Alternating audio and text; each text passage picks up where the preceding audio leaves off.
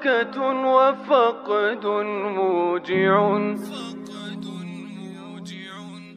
Kamu nanti menceraikan istrimu dan istrimu menjadi istri saya, kamu dapat syafaat dari Nabi Shallallahu Alaihi Wasallam. Dan istrimu akan melahirkan benihnya Nabi Shallallahu Alaihi Wasallam. Dan orang tuanya semua akan mendapat syafaat dari Nabi Shallallahu Alaihi Wasallam. Itu rela dia menceraikan istrinya. Rela. Ane turunan Nabi, ente punya istri, cerai, nanti ane kawinin, ente masuk surga. Ada Profesor Manahem Ali berriwayat, ada seorang kiai istrinya cantik jelita. Tahu istrinya satu atau dua saya nggak tahu itu. Yang jelas dia istrinya cantik.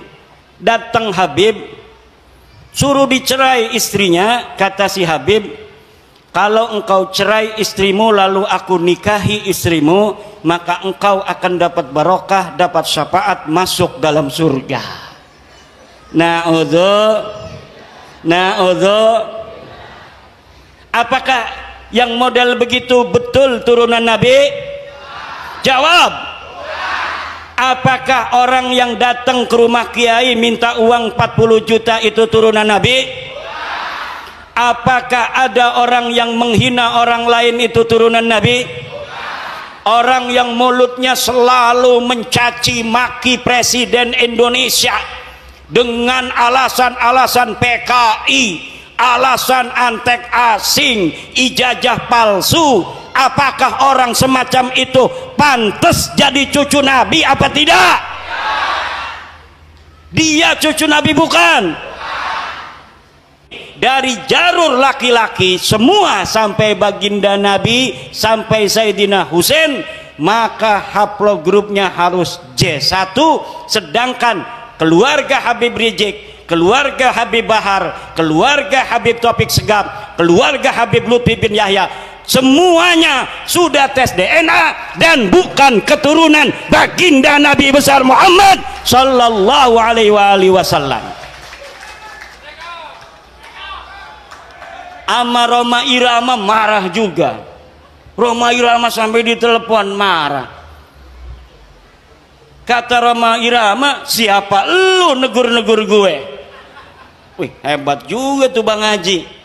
Satu lagu Roma Irama sebujur bangkai lebih utama dari ceramah para habaib 70 habaib.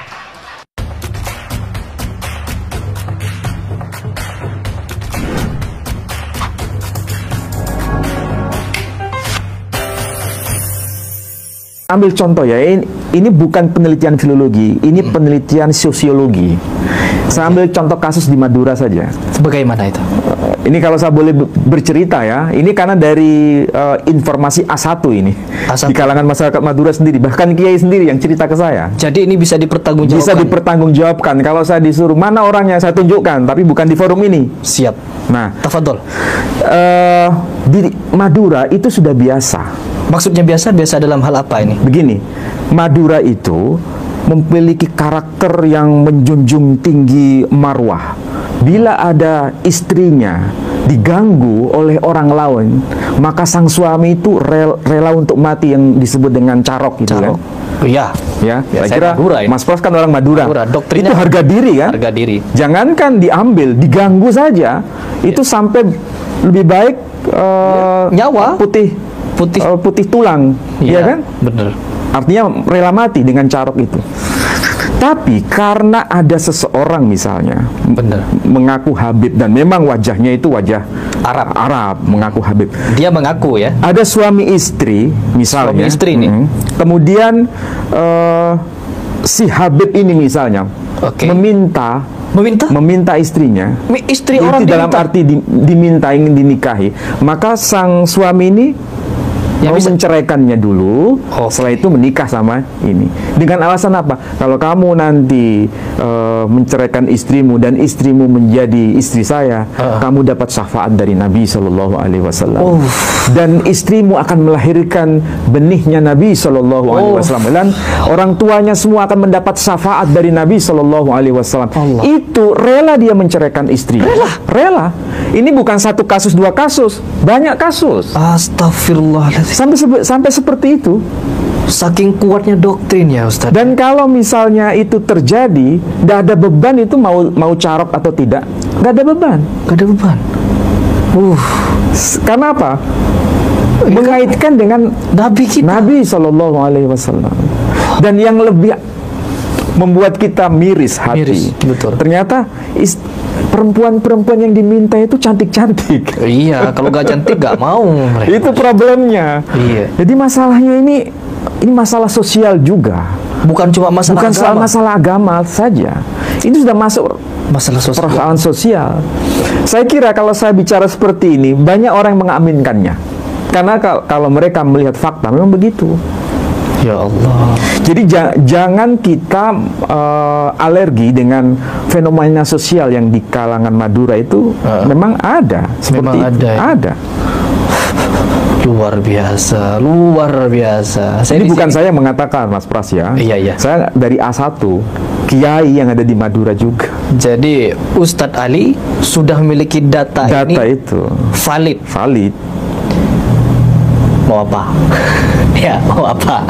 Jadi Di yang sini- dijadikan acuan itu syafaat.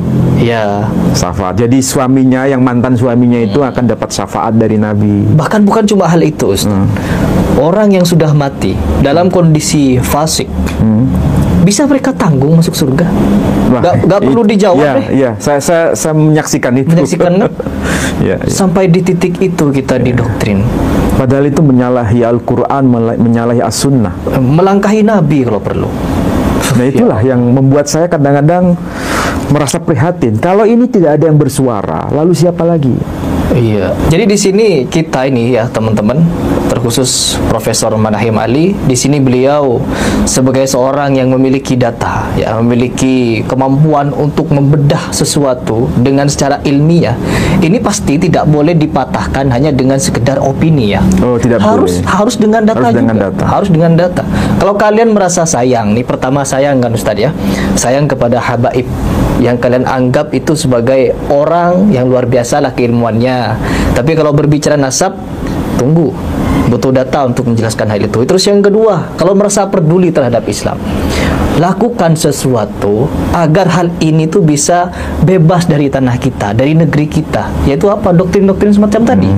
Bagaimana kita sebagai umat muslim menyadarkan umat dari lelapnya mereka tidur oleh doktrin tadi. Karena doktrin ini sangat berbahaya. Bahkan kalau kita berbicara sejarah, katanya ya Ustadz ya, dulu ada salah satu habib yang dilantik atau di apa gitu oleh Belanda. Oh. Itu bagaimana ceritanya? Apakah benar ada seperti itu? Ya, memang faktanya ada dan itu tercatat dalam tulisan-tulisan orang-orang Belanda sendiri. Orang Belanda sendiri Ya, bisa yang dipertanggungjawabkan. bisa dipertanggungjawabkan. Namanya Snoek Ruchonje. Nah, itu siapa itu?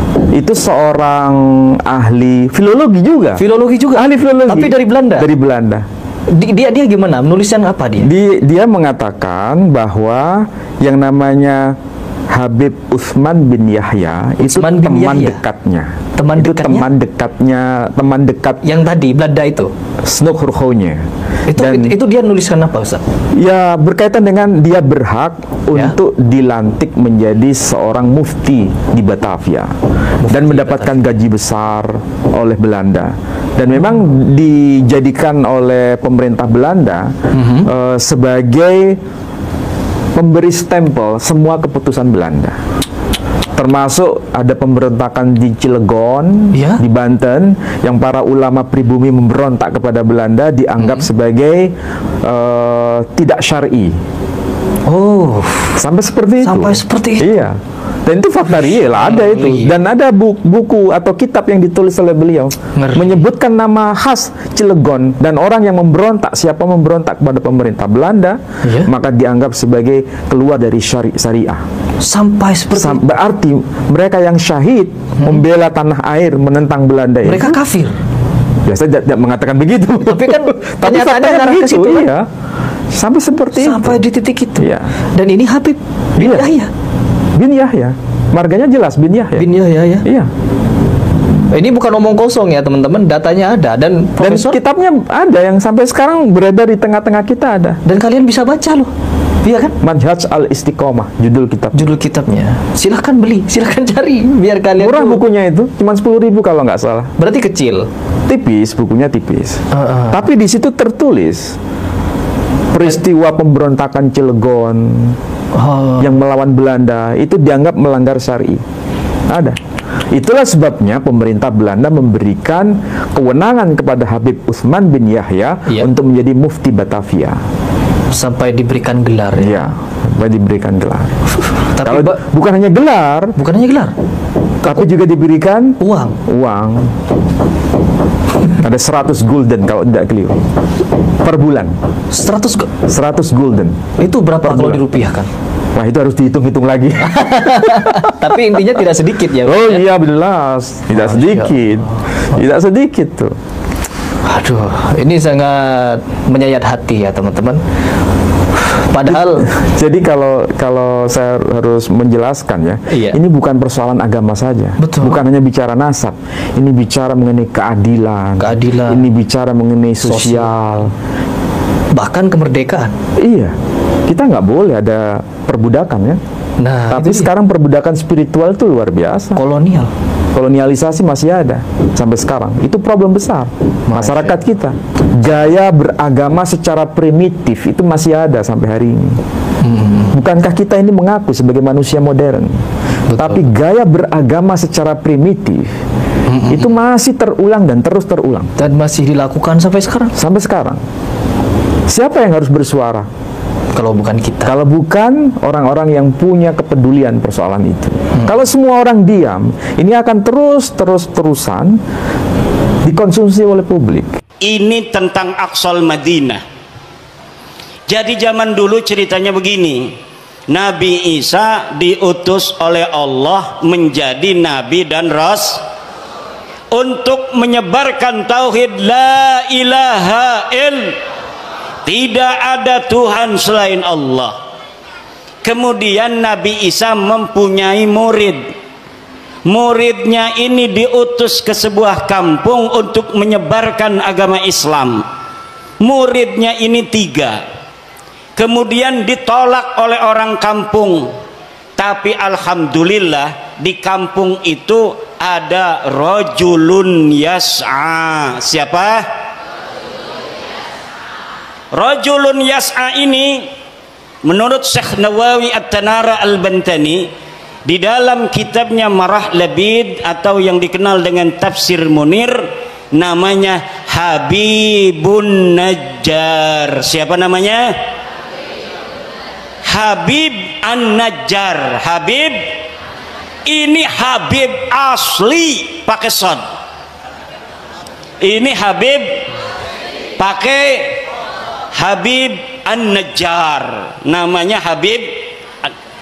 Diutus 3 utusan oleh Nabi Isa, ditolak oleh orang kampung. Tetapi di kampung itu ada seseorang yang adanya di pojok, kemudian mengajak orang kampung itu untuk menerima utusan Nabi Isa.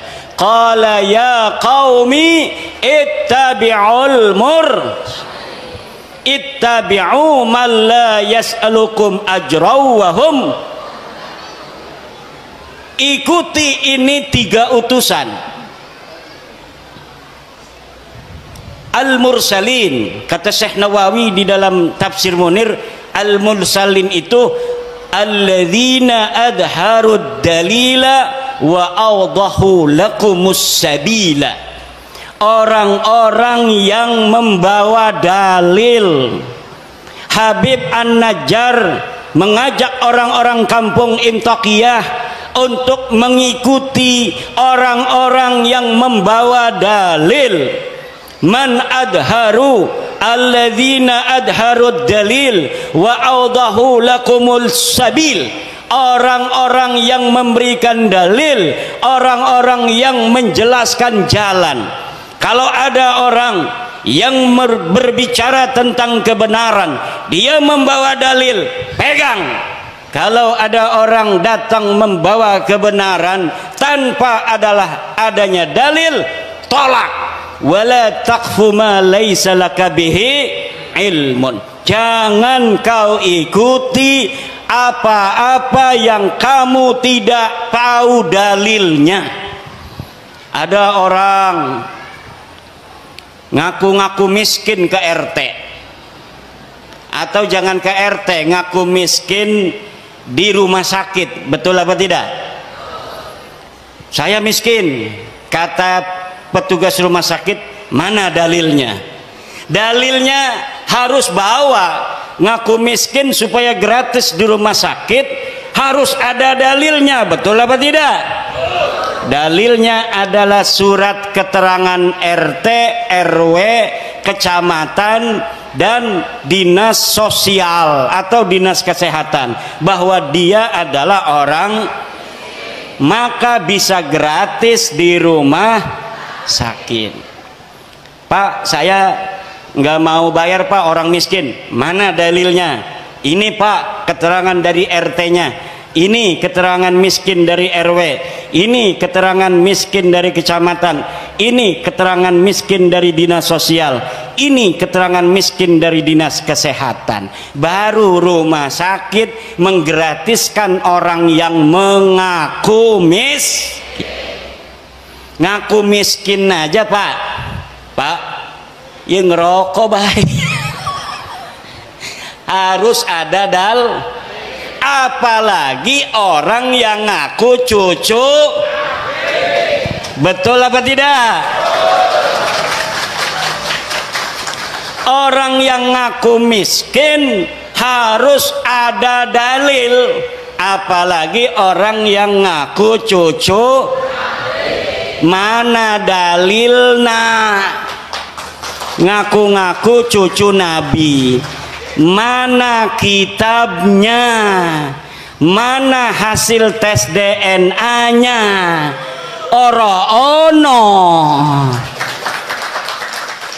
kita belaka, sejarah helaka, tes DNA ini melenceng ning dindi. Tes DNA ini melenceng nangen dindi. Ada di Indonesia, Bu.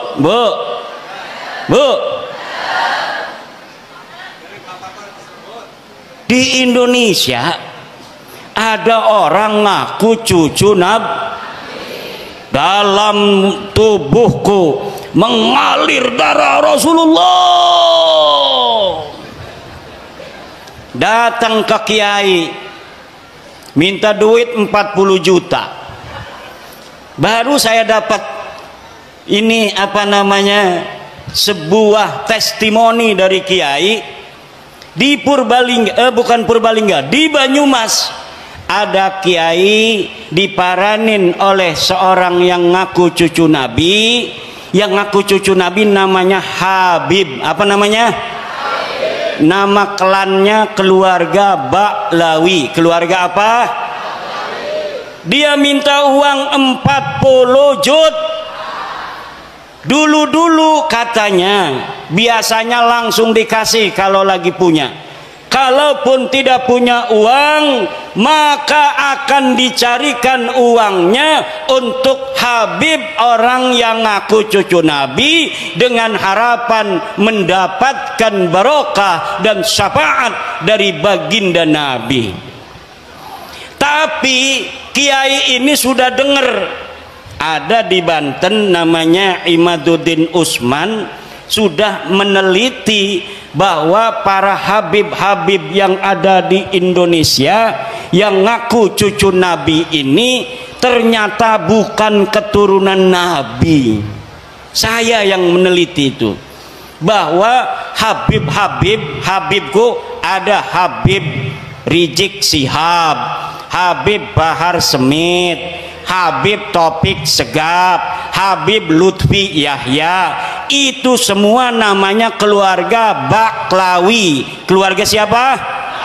Saya sudah teliti seteliti-telitinya berdasarkan kitab-kitab nasab, kitab-kitab sejarah, hasil tes DNA, bahwa mereka dengan pasti mustahil sebagai keturunan baginda Nabi besar Muhammad sallallahu alaihi wasallam.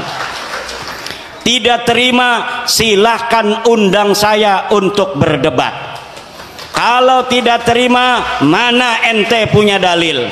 Kalau tidak terima, mana hasil tes DNA ente? Saya sudah tahu hasil tes DNA dari Habib-Habib ini. 180 orang di Yaman sudah tes DNA dan hasilnya haplogrupnya G. Sedangkan keturunan Nabi Muhammad semuanya di Arab Saudi, di Yordan, di Maroko, haplogrupnya J1. Kalau ada orang yang mengaku keturunan baginda Nabi besar Muhammad hari ini dari jalur laki-laki semua sampai baginda Nabi sampai Sayyidina Husain, maka haplogrupnya harus J1. Sedangkan keluarga Habib Rizik, keluarga Habib Bahar, keluarga Habib Taufik Segaf, keluarga Habib Lutfi bin Yahya, semuanya sudah tes DNA dan bukan keturunan baginda Nabi besar Muhammad sallallahu alaihi wasallam.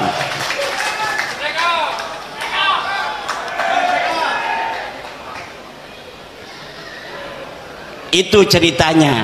Kembali kepada Kiai Banyumas tadi tuh, karena dia sering mendengerin saya ketika si Habib ini minta uang 40 juta, dia acting pura-pura jadeb.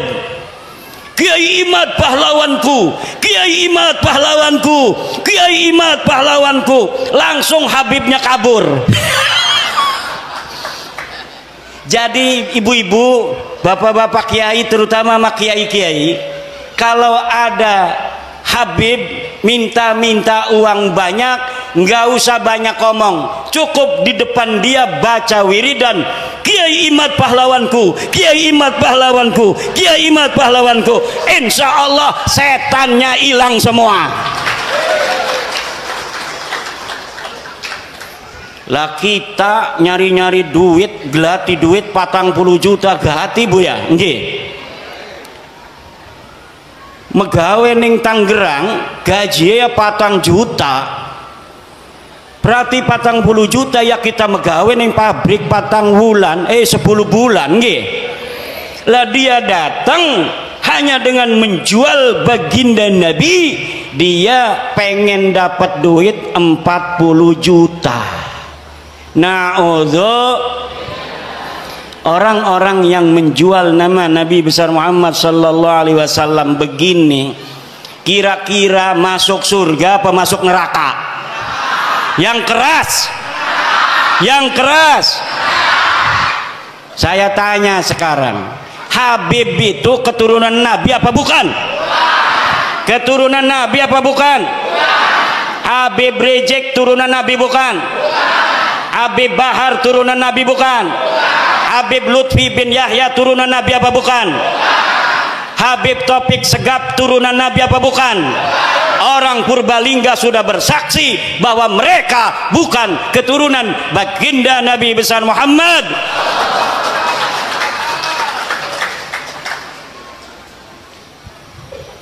Ibunda Khadijah Al-Kubra akan tersenyum kepada orang-orang Purbalingga.